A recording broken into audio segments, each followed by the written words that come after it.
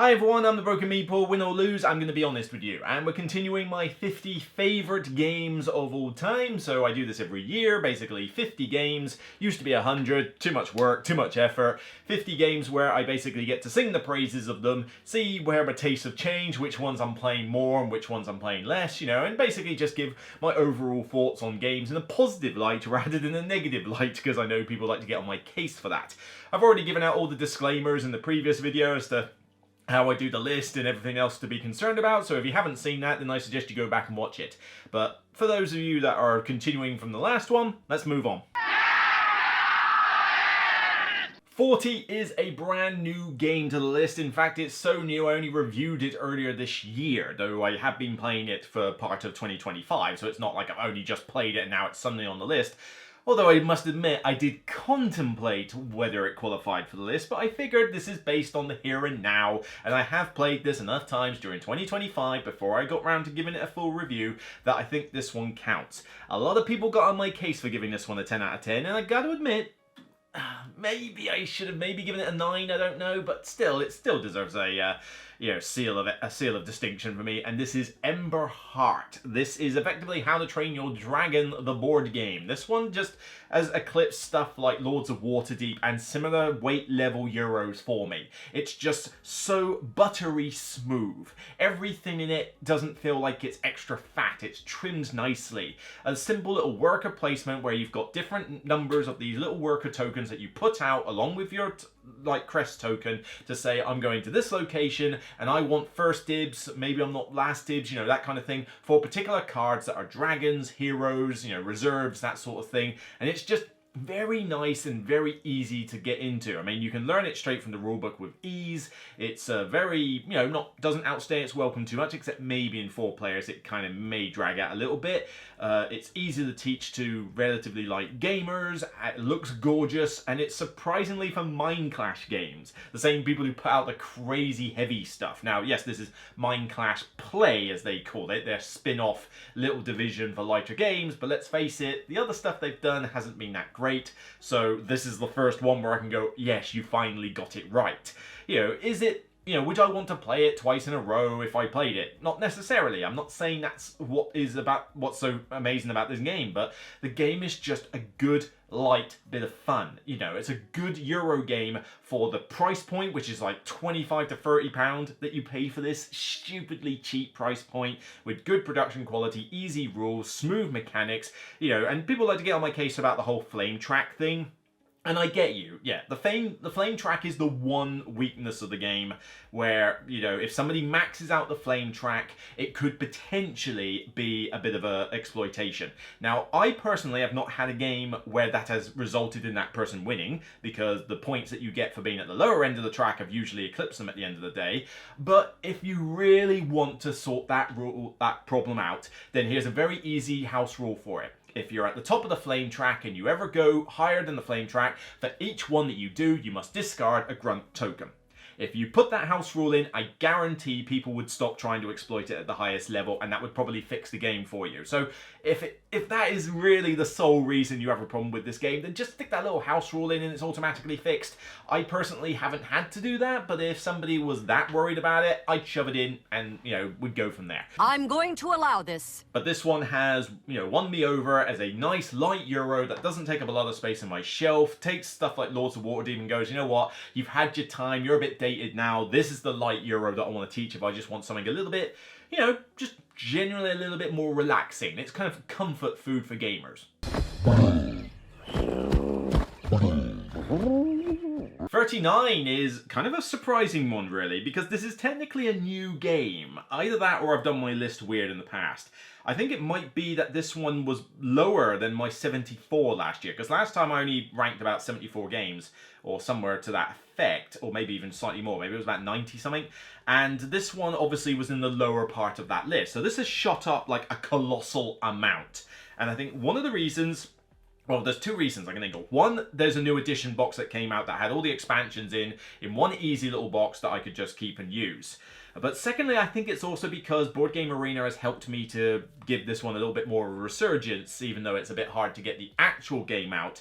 I really did wish there was a solo mode for this one. It would be interesting to see if one could do it, but that is Innovation. Innovation is just a really good, fun, abstract card game. I enjoy the idea of like those technologies and the different ages, leveling up as the game goes on, triggering all sorts of really cool effects, some that help your opponent, some that hurt them, and the cool combos and sort of engines that you can build with it, because it's a very tactical game. You don't strategize, oh, I'm going to focus on this for the game. No, you actually like have to react to the sort of cards that you're getting, what stuff the opponent is doing. Like if the opponent's really screwing you over because they've got loads of the plant symbol and they're messing around with vaccinations, I've got to think, well, what can I use to combat that? Can I try and get more of that symbol, or is there something else that I can fight it with? And it's a solid little system, but I think Board Game Arena is the reason this one's come back, because Board Game Arena does have a decent implementation of this game, and it means I can get 2-player games of this done very quickly online, so it does mean I get to play it more often than, say, the box set down there, which is my in-person one, which is a little bit harder to bring to the table because obviously it's a 2-player game typically, so I only want to play it 2-player games that so often. And also, if you play this with more players, particularly people who have not played the game before, it's going to be a bit of a slogfest.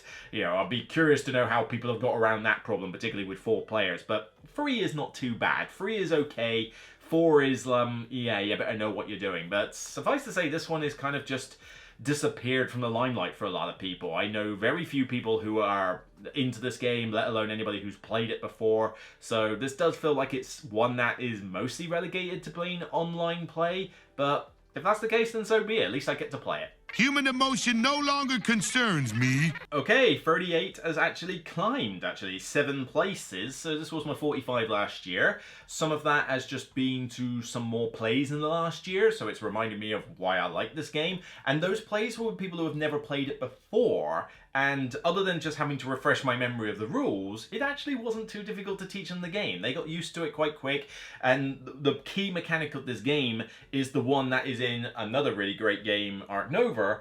This one is the pioneer of that mechanic though, Civilization: A New Dawn, which is probably out of shot just down there, and with the expansion especially, because you do need the expansion to make this game sing. It's just a lesser game without it. It really does work. But I've got some good player aids in there that help with teaching the game and setting it up, because obviously when you amalgamate the expansion, it becomes a little bit more, which rule is what. There are some good player aids on BGG. I suggest you get them. There's also a solo mode that I can play of it if I feel like it. The solo mode's fine. I like it okay. It's not technically a third party. It is technically official, I think, but it's been a while since I've tried it, and I thought it was fine. But honestly, this is the game I want to play multiplayer for the most part, and I've got like an insert for it, so it's quick setup, and it's a very good fun civ game. It's abstracted to a point because it's one that you can get done in a couple of hours. You've got to think of it more like Civilization 6 at this point from the Sid Meier series, but people have enjoyed it when I've shown them it. It's fun to get out, and I love, as I said, that pioneered mechanic, which is the whole typewriter thing, where you've got the action cards, and you can upgrade these action cards with technology increases as you go through the game, like more so even than Ark Nova. Ark Nova, you just flip them over once. This one, you actually get to replace it about 3 or 4 times each one. But the idea is that your different faction that you play, the different civilization, will influence what cards you have. You'll get a unique one as well, which is really cool. Wonders of the world that you can build. You actually get to explore the map. But that typewriter mechanic of, right, here's the action card. This is what I'm doing. Strength 5. It then goes back to strength 1, levels up the others. I've now got to try and get the sequence going so that I can get the cards in the right strength when I need them. This one does it in more detail than Ark Nova did, and it's just such a solid mechanic that I want to see in more games. But yeah, it's not quite to the epic levels of a big 6-8 hour Civilization game. It's not trying to be. It's an abstracted sort of 2-hour version. But you know what? It does a pretty damn good job for something that's trying to abstract it down, and I still get a genuine kick out of it. Demand suddenly skyrocketed. You all saw it. Dropping 4 places with my 37 from 33. This one has just not necessarily had many more new plays. I think it's, I'm trying to get it to the table more often, but it usually requires sort of knowing in advance that I'm going to bring it out, as well as obviously giving a quick refresh of the rules, because there's a decent amount going on in this. But this is my go-to space game, okay? People, you know, have their Twilight Imperiums, they have their Eclipses, they have their Arcs, Y, you know, and like various other space games that they go to. This is my space game. Like, I want to have a ship, I want to upgrade it, I want to go explore other planets, I want to meet other alien races. Yeah, this is the one I pick, and that is Empires of the Void 2nd Edition. It's still solid to this day. Even with 5 players, it works pretty well, and not a lot of games work at 5. But mainly because of the whole system of the active player chooses an action, and then once they're done, everybody else follows the same action they did, and then that active player moves on. So, you know, everybody's getting involved more often than having to wait for like chronic amounts of AP all the time. It's just I mean, for starters, it looks absolutely beautiful on the table. This thing is just so gorgeous. It melts my eyes every time I look at it. It encompasses a lot of stuff that I like in a space game. It's like, here's a bunch of alien races. We can do cool stuff with these alien races. Hello, my baby. Hello, my honey. And in this one, it's no different. You go to the different planets, and you can decide, do I want to conquer this alien race and get their minerals and all well and good? Great. But if I can go the extra mile and diplomatize with them, you know, is that a word? You know, do diplomacy with them, then not only can I still get the same amount of points, but I can also have that alien race to recruit as units that I can use to go fight off other stuff, other players, you know, the neutral factions or other alien races. So it feels like it's kind of like weird. When you play something like Twilight Imperium or Eclipse, you play a space game that does expand out. You expand with the hexes and stuff like that, but it never feels truly lived in. You know, and this is a comment about, you know, video games as well. Video games have this sort of thing where you play an RPG or you play in this open world, and the open world feels like people actually live in it and do stuff, you know, and a lot of open world survival games suffer from this. They give you a big open world to explore, but you never really feel like anybody actually lives here, like the people don't interact with each other or anything. You know, Empires of the Void 2 is something where they do interact. You know, the fact that the alien races are dotted around, you know, some like each other, some don't, and some of the action cards you do, you know, have you doing missions between them, like you get to go kidnap a senator from one alien faction and take it to a different alien faction. You know, this one feels like the universe exists and is populated by factions that know each other. Whereas in Twilight Imperium and Eclipse and stuff like that, you just flip over a hex, it may have a planet on it, but that's it. The only other person in this universe is you know, and the other players. It just doesn't feel like a big, interesting space thing. You know, if that's, I'm trying to think, if Twilight Imperium and Eclipse are basically the equivalent of Apollo 13 or Gravity or, you know, 21, is it the 21, 20, what's the, I've forgotten what that space film is from ages ago, but you know what I mean. You know, if those are those sort of games, Empires of the Void 2 is Guardians of the Galaxy. You know, big, it's in space, but here's all this stuff around, here's all this cool stuff to look at. It's kind of that comparison, as weird as I make it, but I've gone on too long about it. It's a solid game, definitely worth checking out if you can. Not the easiest one to find, but by all means, check it out if you want a space game that you can get done in a couple of hours and have good fun. I claim this planet in the name of Mars. Isn't that lovely? 36 up 14 places, actually. I'm kind of surprised by this. I guess I was just comparing it to a lot of others, and you know, this one I think has just had more plays. And granted, it will do. It's a light game. It's a light role selection game, but this one also has a little bit of a nostalgic connection to me, because this is one of the first board games, I guess, card games that I played like start of university, before I even was that much into board games, other than what I played as a kid. And this one has stuck with me ever since then. We're talking decades later, and I have the new fancy version with the cool artwork and the tarot-sized cards. And Citadels still works for me. It's just a great, solid role selection game. You know, it doesn't take long to teach. I've now got all the characters in it, so I can chop and change the setting as much as I like, but I just like the simplistic gameplay of it. You know, you choose a role, and that role will give you a special power, and then when it's your turn, you just do simple stuff like collect money and build buildings, and they might give you other effects, or you're just trying to collect sets. I mean, that stuff is simple, but I love the idea that you've got the different role powers that you can use, but you've also got to think about what other players might want and deny them those roles, and also, because there's 2 or 3 of them, and that will typically be mean ones, like one can kill off somebody else, one can steal your money in that, you've got to think, oh, hang on, I noticed that the thief's not present in this list. Now, one of you might have taken the thief. It could not be in the round, but there's a good chance one of you have taken it. And I got a bit of money. You're probably targeting me.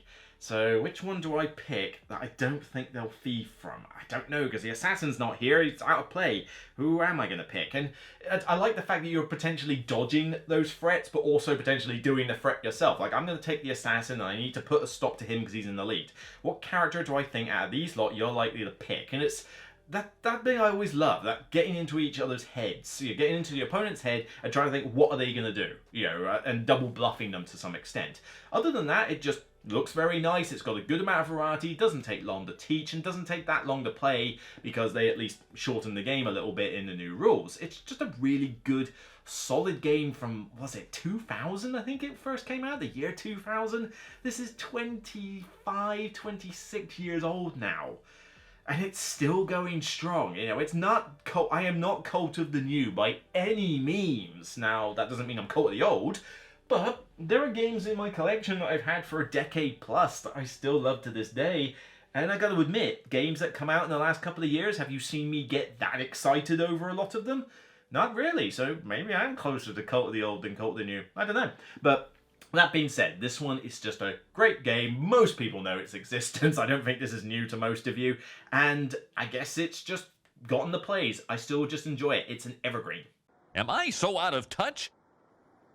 No, it's the children who are wrong. Okay, we got 2 more new games coming, and this is one of them. This is 35, and this is from a publisher that is definitely one to look out for now. Like, they were relatively new, and I didn't really know much of them in 2024 even. I didn't even play this game until during 2025 when they gave me a review copy.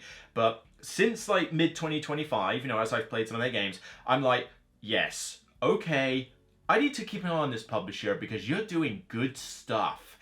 And this is what I would call Gamers Cascadia. You know, I love Cascadia, it's a great gateway game, but if you want something that's a bit more involved with that similar thing of building a little tile map and putting animals on it in different ways, the one that I look at is Life at the Amazonia. This one right here. This one is definitely advanced Cascadia. You know, you're doing that whole map building and the cards will score in different ways, but you need to collect the actual animal meeples themselves to put on your map. You know, it's not just, yeah, this card cheetah scores in this particular way, but you still need to get the cheetah meeples. So it's an extra little level.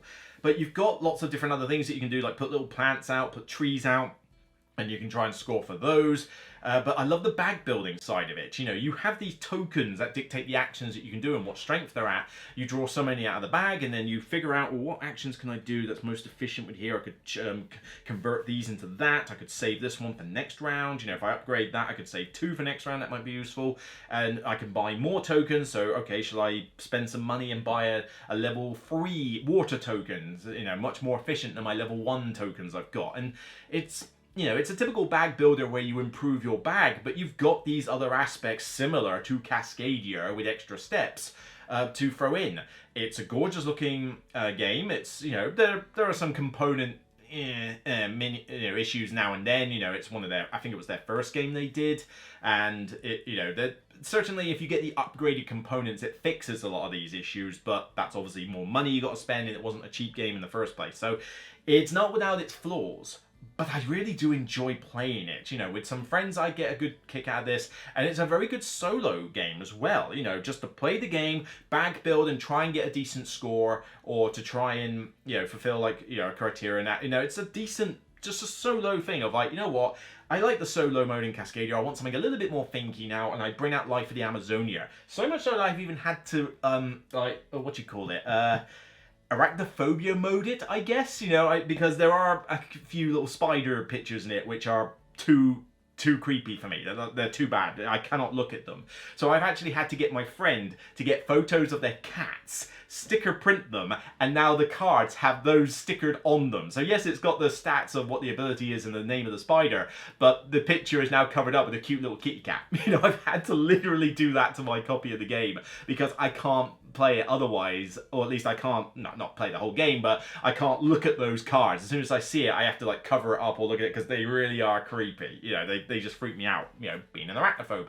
The only good bug is a dead bug. You know, it's a solid game. It's not for everybody, and I can see why people might bounce off it, but I think it's just, like I say, nature-themed games do win me over a lot. I like nature, I like animals, and so these type of games are going to sing to me more from a thematic perspective.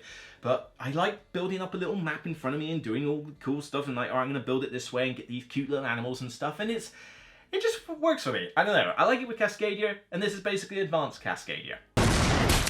And 34 is also a new game to the list, and man, we have had so many games in the last year which are basically, here's bugger all turns, make a bunch of combos, generate victory points, yay! You know, that is basically what the game is. I swear there's been at least 10 to 15 of them in the last year. It's getting ridiculous. There are far too many of them, and most of them all fall for the same problem. The actions don't link together, the gameplay is too tight, the game takes too long, you know, there's all sorts of different issues that they suffer from.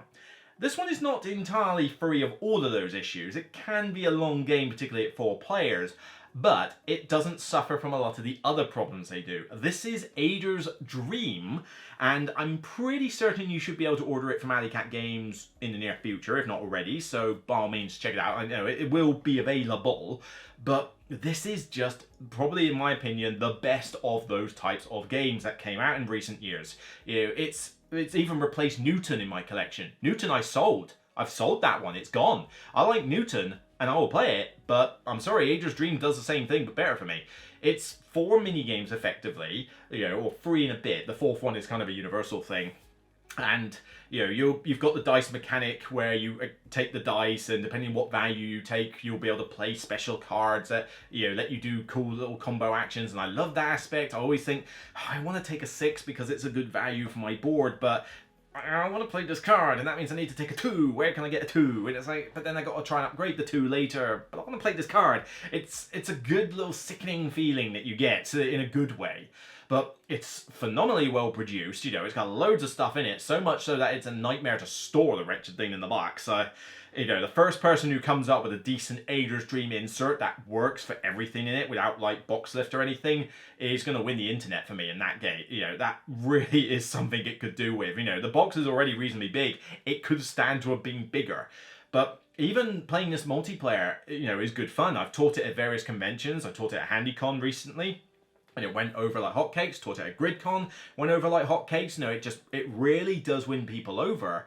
But it's one of those where the best way to think about it is that a lot of these games suffer from the fact that if you can't get what you need, like someone blocks you out of something or whatever, you're basically screwed because you don't have enough time to recover. You don't have enough time to get stuff you need. This one doesn't have that problem. You get about 18 turns, which is a decent amount of turns, but you can achieve a lot in those 18 turns, despite the fact there's only so many of them, especially if you get your combos going. But on top of that, if I feel I need something, like I need brass, I need coal, I need money, I need something in this game, there's multiple ways for me to go and get it. There isn't just one way to go get it, which could be blocked off or something I can't physically do very well. That feels restrictive and punishing. This one is, though, like, alright, I need brass. Well, I could go to the green action and do that a little bit. It's not ideal. I haven't really focused on green, but at least it would get me some brass. Could go do some travel. If I'm willing to pay a bit of extra money, I can go travel up there. There is a card that I do have in my deck or in my hand that allows me to get more brass if I'm willing to do this. So that means getting a die of a certain color. Okay, fair enough. I can try that. You know, and there's a lot of different ways that you can get what you need, and that just feels more interesting and more fun, as well as the fact that it is still a game about making cool combos and doing all sorts of cool little janky things in it.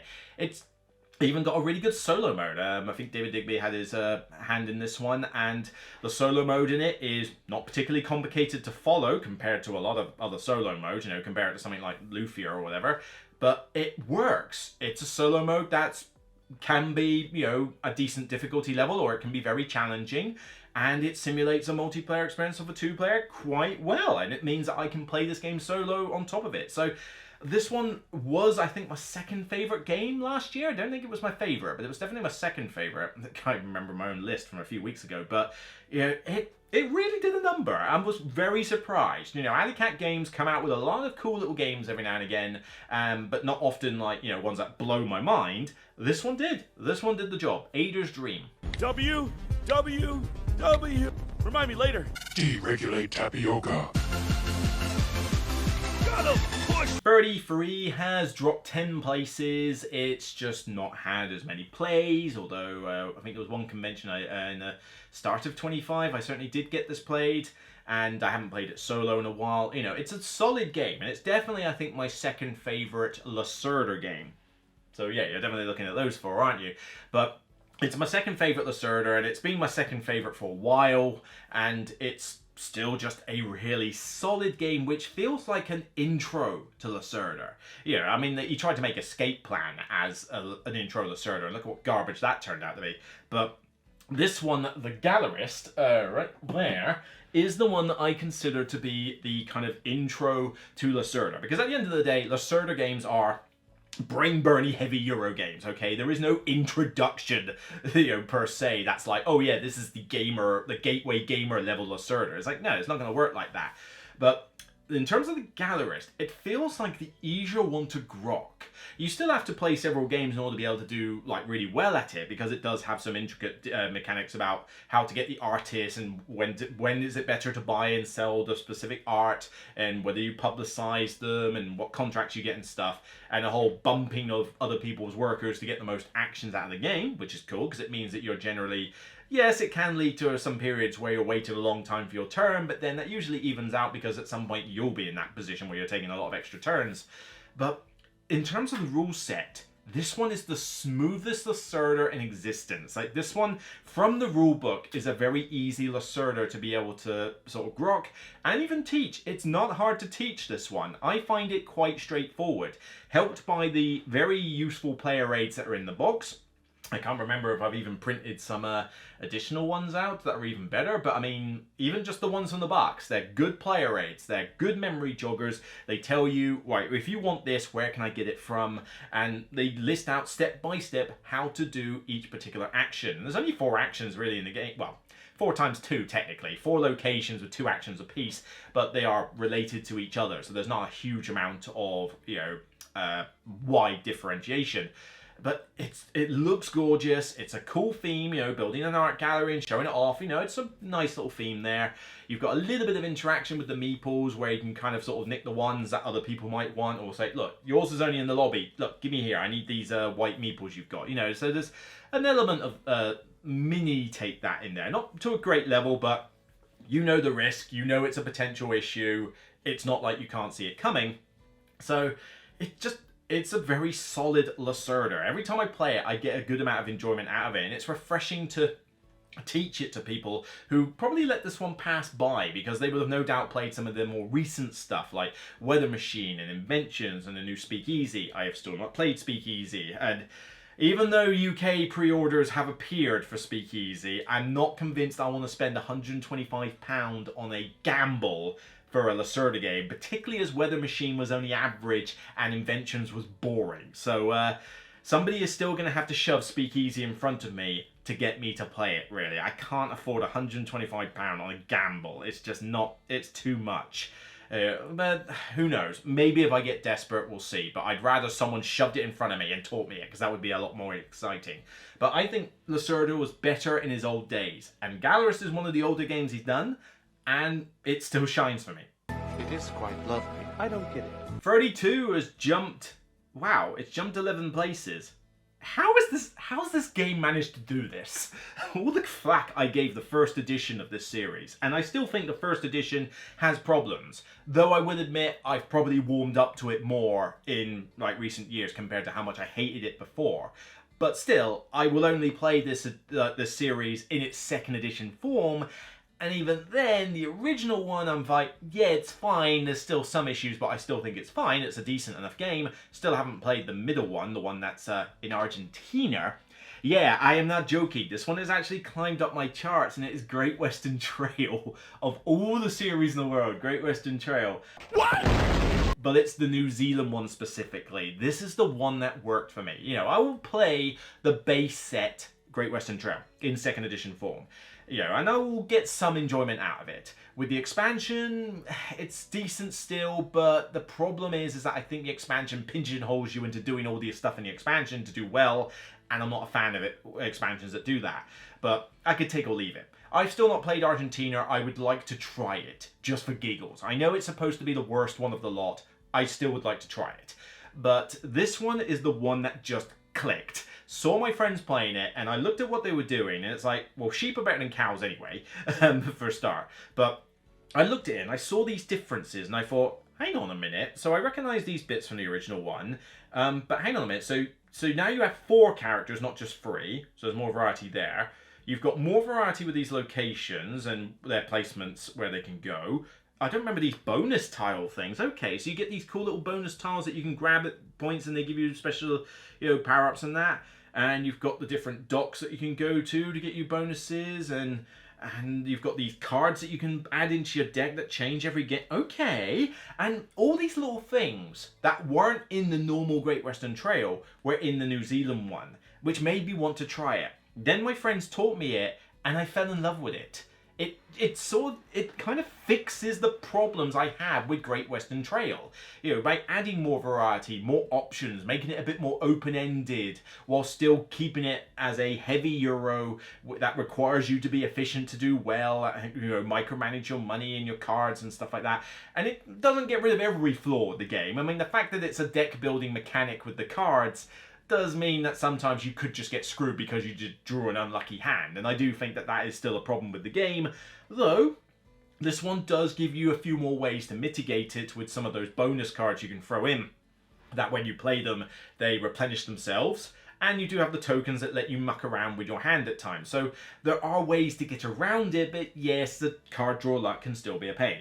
That aside though, it looks great. I've got a great insert for it with metal coins. The solo mode's pretty solid as well. It takes a little bit of piloting, but for the most part it's generally fine, you know, and I've tried it. It's challenging, it's pretty good, so I can play the solo if I want to. But with particular friends of mine, you know, we've really gotten a lot of enjoyment out of this. And it's shocking that after all the hate I gave the original Great Western Trail, for me to suddenly turn around and go, yes, I love this one of Great Western Trail. I don't need them to bring out more sets. I think this is fine. I mean, you've already peaked at New Zealand. I don't see how you can improve on it from my perspective, aside from making something that's got the same open-endedness of New Zealand, but can be done in half the time. I think that's literally the only way you can improve on the formula now. So I've got my edition of Great Western Trail. You can have your all 3 sets if you want. You can keep your original if that's your favorite, even Argentina if that happens to be your favorite. But for me, New Zealand is the one I'm sticking with. Can't we all just be happy that at least all of us have at least one of them in our collection? Well, that's a lot less hot. And 31, oh my god, I mean, this is definitely the list of climbers. I mean, Innovation climbed a bucket load of places to get back on this chart. This one has climbed 32 places. It was my 63, it is now my 31. And some of this has come from playing it more, which has definitely helped. But I think, and this is going to happen for some other ones in this case, the expansions made a big difference. In this case, one expansion. You know, it was a decent game before, and I was starting to like it a little bit more. Like, it was climbing already. The expansion for this catapulted it up the charts. You know, now, granted, it may still be my 3rd favorite out of this trilogy, although, to be honest, it could potentially move to be my 2nd favorite out of the trilogy at the rate it's going. It has the potential to. But this is Scholars of the South Tigris. So this is Garfield Games. We're into the Garfield Games Tigris trilogy. And as much as Garfield Games have done a lot of stuff, I am adamant that the best stuff they do is their trilogy games. All their historical stuff, the spin-offs on the side, are very much, they're alright, they're fine, but yeah, I never really got into them. I mean, Scara Bray was probably their best one they did, but, you know, the rolling rights, the flipping rights they did, too much stuff going on. The Ezra and Nehemiah, it's okay, but a little bit boring, you know, it doesn't do a lot for me. So you have chosen death. And just these other ones that they keep announcing, these different historical spin-offs, I just don't get excited for them. Where's the 4th trilogy? We've had North Sea, we've had South Tigris, we've had West Kingdom. Where's East I don't know, East Palisade or whatever, I don't know, East Plains or something. Give me the Eastern one, you know, with the Asian theme or something like that. You know, that's what I want to see. Where's that you're announcing, eh? But, you know, back to the point. Scholars of the South Tigris, already a fun Euro. You know, you're trying to translate these different scrolls from one language into Arabic, and it's very interactive with other players because people are taking scrolls and displaying them at different times, but also you don't own the scroll, so somebody else could translate it for you, but you all have a mix of translators on the bottom row of the board, which you can use other people's if you're willing to pay them, and when you do use them and they get paid enough, they go to your board and upgrade to special abilities. So that's already a fun game. The expansion, though, really upped this one. It introduced a black die and kind of like a black science track, because they had the different science tracks on there. And now they got a black one. This one not only allows you to try like a few different strategies, but it does a couple of major things for the game. Firstly, you now have an alternative use for the action for the translate one, because the problem with the translate action is if you couldn't translate, the action was basically a dud for you. Well, now you have a way to get these different little, I forget what they're called, but you know, these little publication tiles or something like that for like the book pages. I think they're pages, they're called. And you can get these by other means, even if you couldn't necessarily translate, you know, if you've gone down this route. You know, you should be able to do one of the two with this action. If you can't do either, then that's kind of your fault. But it gives you an alternate use for the translate action to make it more viable. Okay, that's already a cool thing.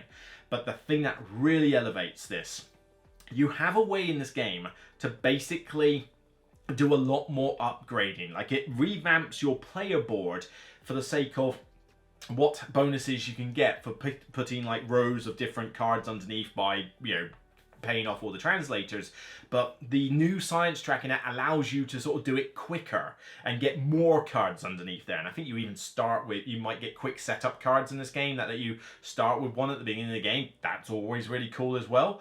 But, you know, in any Euro. But this means that you can build up a lot more of those cards underneath your board that trigger off special bonuses when you do a particular action. Because previously you could do it a few times, but it was tricky to get that many, and by the time you got it, the game kind of ended. Here, though, you can get a lot more of them and create a lot more interesting variations in your strategy. And that, plus like the other elements of this track, makes this expansion pretty much a must-buy for this game. It is easily, I think, the best of the 3 Tigris expansions that came out. You know, it did such a phenomenal job in elevating this one for me, to the point where I now probably will only teach it with that expansion included. I think it needs to be. Yes, it might be a little bit of extra rule set up front, but it's worth it. It's really worth it. And if you play the game solo, then you get to have fun with all that cool stuff as well, and still have a fun, challenging game. It's, I mean, forget the Moon Saga stuff. That was pointless and stupid. But playing this game solo, it's challenging. It's not that difficult to pilot it.